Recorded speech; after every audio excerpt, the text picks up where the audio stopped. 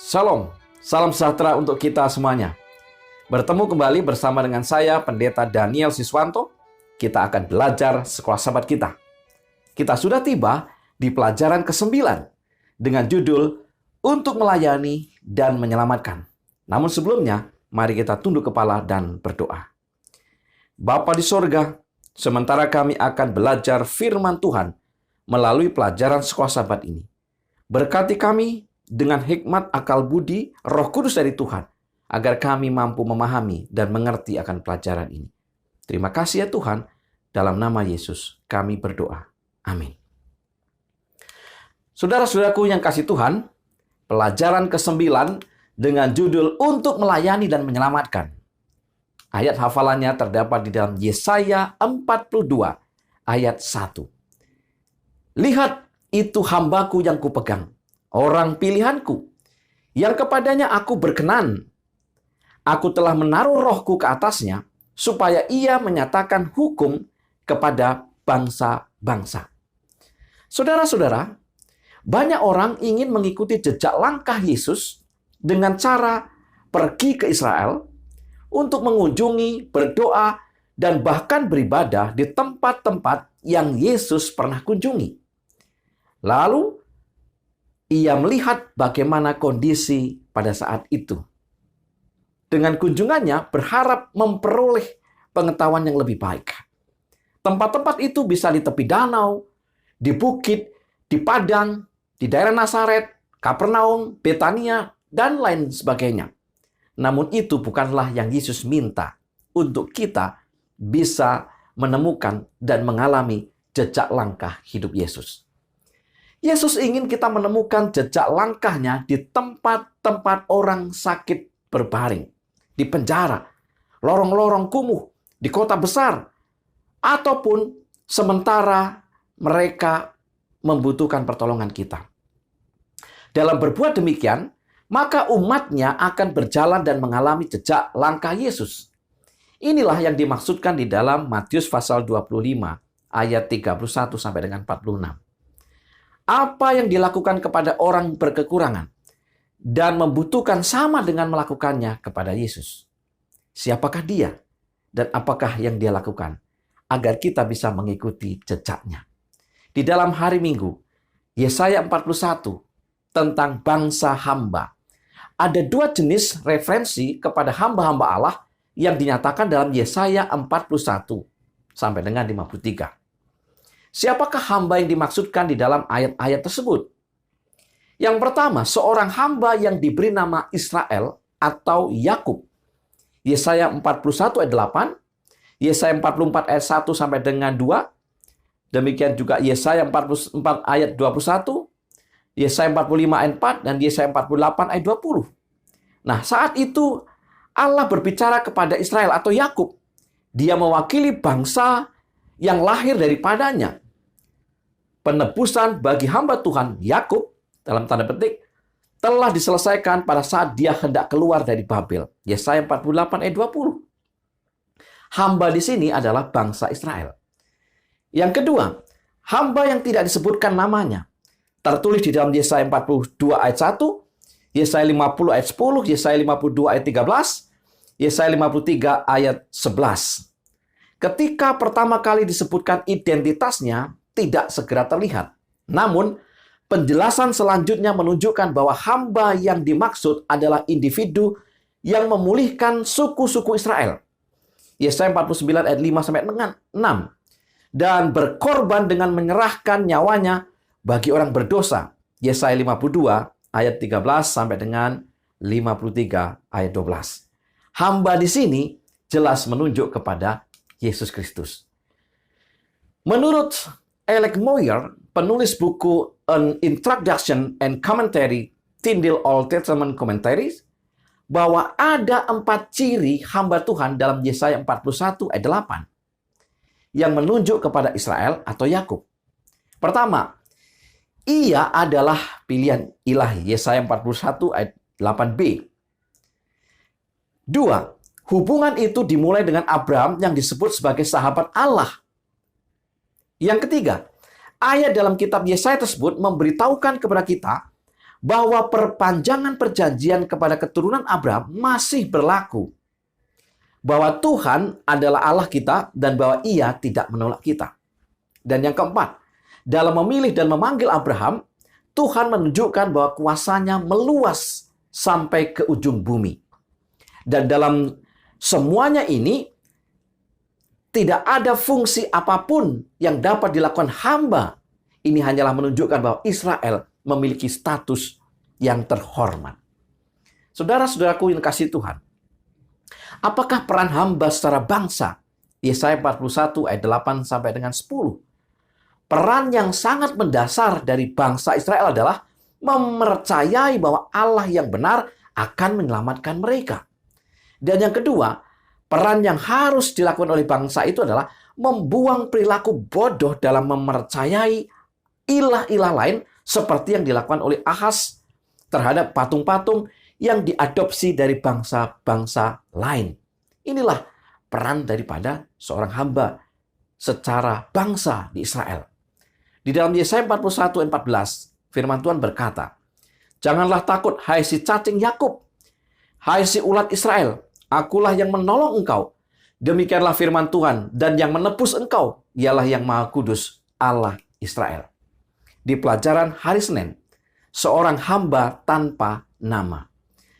Apa peran dan karakter dari hamba yang tanpa nama yang telah dipilih Allah dan kepadanya diberikan rohnya? Yesaya 42 ayat 1 sampai dengan 7. Dia memberikan keadilan bagi bangsa-bangsa. Dia menyelesaikan tugasnya dengan tenang dan lembut, tapi berhasil. Dia adalah seorang guru sejati. Dia melayani sebagai satu perjanjian antara Allah dan umatnya. Dia memberikan terang atau pengharapan dengan menyembuhkan kebutaan dan membebaskan tawanan. Apakah tunas dari Tunggul Isai yang padanya roh Tuhan berdiam adalah individu yang sama dengan hamba ini? Yesaya pasal 11. Ia berasal dari keturunan Daud dan bertindak selaras dengan Allah. Ia menyediakan keadilan dan pembebasan bagi yang tertindas. Memiliki hikmat dan pengetahuan Allah. Tunas dan tunggul dari Isai adalah anak ilahi. Yesaya 9 ayat 5 sampai dengan 6. Membawa damai dari tahta Daud dan kerajaannya memerintah dengan keadilan dan kebenaran. Dapat dipastikan bahwa hamba yang terdapat di dalam Yesaya pasal 42 dan tunggul Isai, Yesaya pasal 11 adalah individu yang sama, yaitu Mesias, Kristus Yesus. Kitab Perjanjian Baru mengidentifikasi hamba dalam Yesaya 42 yang menyediakan keadilan sebagai Yesus Kristus. Terdapat di dalam Matius pasal 12 ayat 15 sampai dengan 21. Apa yang Yesus lakukan bagi banyak orang? Pertama, Yesus membebaskan banyak orang dari berbagai penderitaan. Memberi mereka pengetahuan tentang Allah. Melepaskan mereka dari perhambaan dan penderitaan karena roh jahat. Yesus mati untuk mensahkan perjanjian baru. Matius 26 ayat 28. Yesus juga menciptakan keadilan bagi dunia dengan mengusir setan. Makhluk yang mencoba merebut. Yesus menciptakan keadilan bagi dunia dengan mengusir setan. Makhluk yang mencoba merebut posisi pemerintahan dunia ini. Yohanes 12 ayat 31 sampai dengan 33. Jika kita merenungkan kehidupan dan pelayanan Yesus, maka itu akan menolong kita setiap hari untuk bertumbuh dalam pelayanan yang lebih baik bagi Tuhan. Yesaya 42 ayat 3 sampai dengan 4. Buluh yang patah terkulai tidak akan diputuskannya, dan sumbu yang pudar nyalanya tidak akan dipadamkannya. Tetapi dengan setia ia akan menyatakan hukum.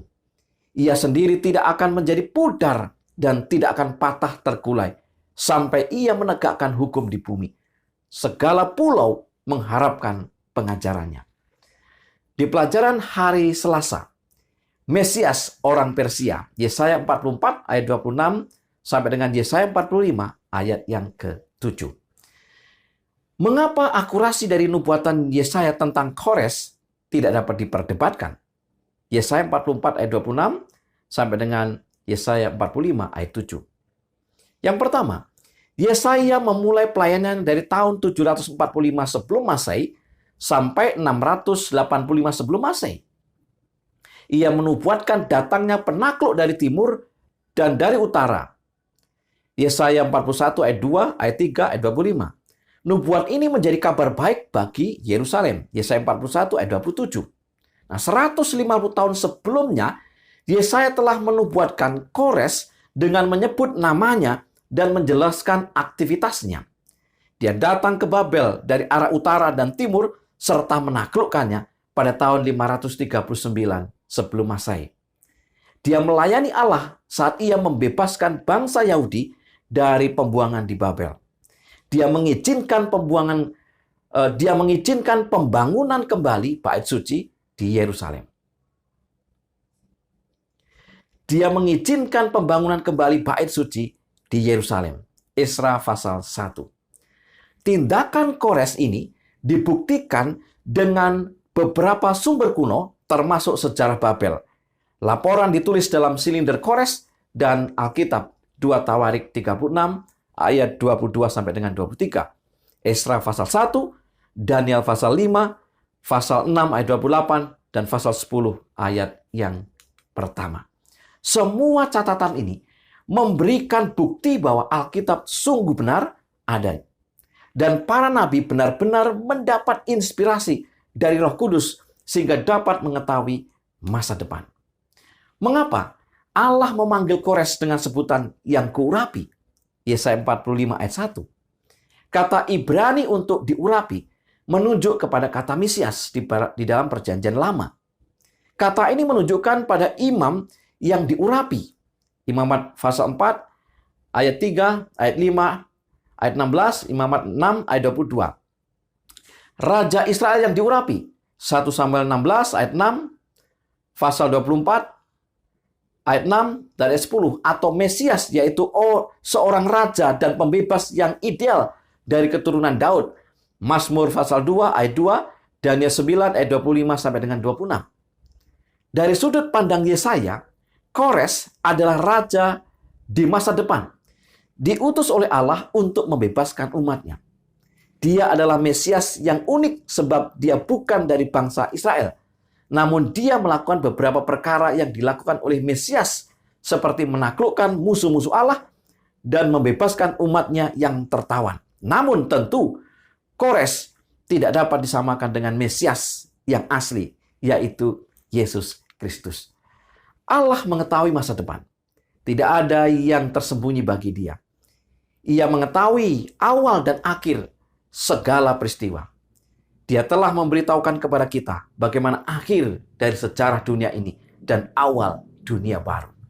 Kita dapat percaya dengan apa yang Alkitab ramalkan, bahkan yang belum terjadi. Saudara-saudara yang dikasihi Tuhan, di pelajaran hari Rabu, harapan untuk masa depan. Apakah pekabaran Yesaya yang sangat mendasar di sepanjang kitab yang ditulisnya? Dia menekankan untuk menaruh percaya pada Allah yang benar, bukan pada ilah-ilah lain. Dan dia meramalkan datangnya Mesias pembebas. Pekabarannya menekankan peralihan fokus dari periode Asyur, Yesaya 1 sampai dengan Yesaya 39, kepada periode Babel di pasal 40 dan seterusnya. Walaupun Yesaya pasal 1 sampai dengan 39 menekankan pada penghakiman, tetapi di pasal permulaan Yesaya juga menyatakan adanya penghiburan. Demikian juga dalam Yesaya pasal 40 sampai dengan 66 menekankan pada penghiburan, tetapi di bagian akhir juga menyatakan adanya penghukuman atas Yehuda karena meninggalkan Tuhan. Hal yang sangat jelas adalah bahwa ramalan Yesaya tentang masa depan memberikan hiburan di tengah-tengah penderitaan yang dialami pada saat itu. Meskipun bangsa Yehuda menghadapi kesukaran yang luar biasa oleh karena dosa-dosa mereka, ada di antara mereka yang tetap berharap kepada Tuhan. Dan mereka sadar akan kesalahan mereka. Dan kini mereka berpegang pada janji Allah seperti yang terdapat di dalam Imamat 26 ayat 40-45. Dan Tuhan mendengarkan mereka. Apa yang tertulis dalam Imamat pasal 26, khususnya 45?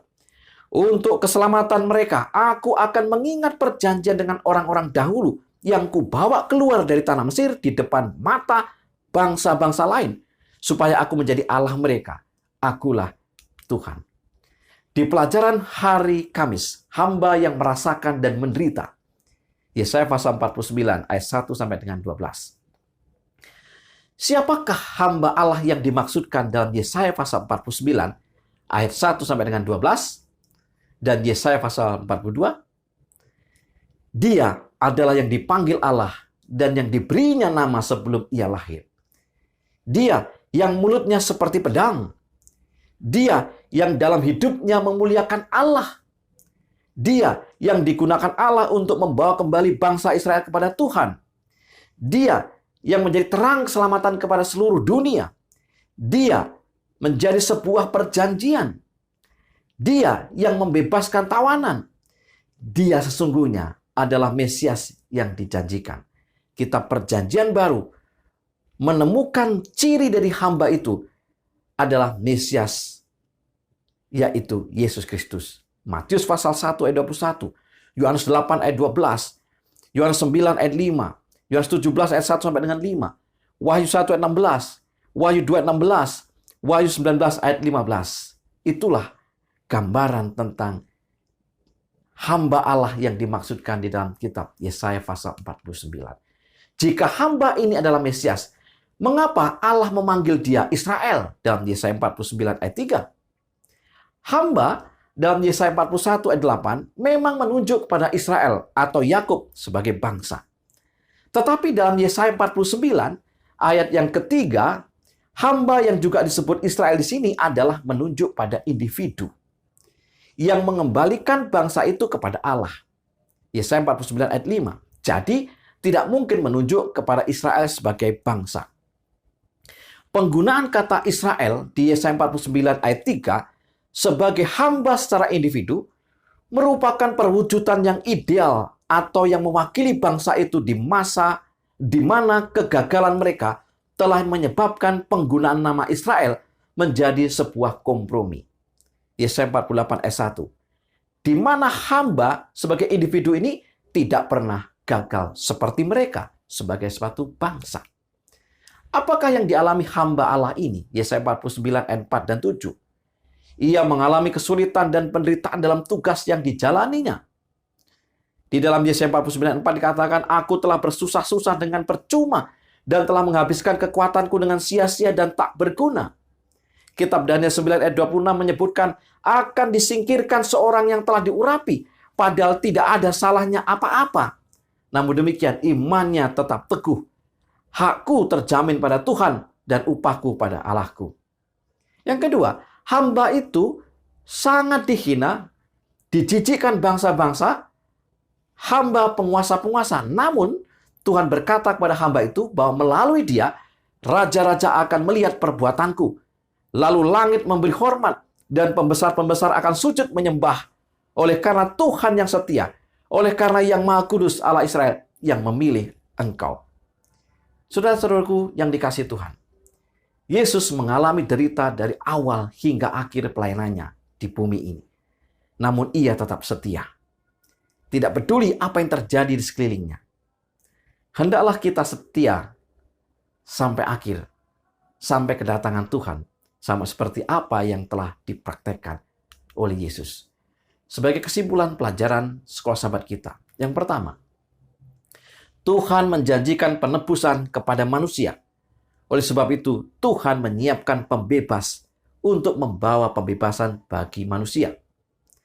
Bagi bangsa Israel, Tuhan mengirimkan 2 pembebas. Kores membebaskan Israel dari perbudakan Babel. Mesias mengembalikan keadilan dan membawa Israel kembali kepada Allah. Meskipun misi Allah atau misi Yesus sulit dan mendapat penolakan, Yesus tidak menyerah. Berkat ketekunannya, dia dapat memberi kita penebusan yang kekal hari ini. Kita bersyukur karena Yesus telah melakukannya. Mari kita tunduk kepala dan berdoa. Terima kasih ya Tuhan untuk pelajaran sekolah sahabat yang sudah kami pelajari.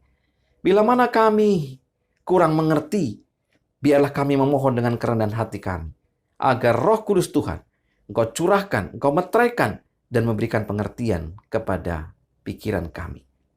Terima kasih ya Tuhan, inilah doa harapan kami. Dalam nama Yesus kami berdoa. Amin. Saudara-saudaraku yang kasih Tuhan, mari kita tetap terus belajar mempelajari firman Tuhan melalui pelajaran sekolah sahabat kita. Tetap semangat, selamat sahabat, Tuhan memberkati.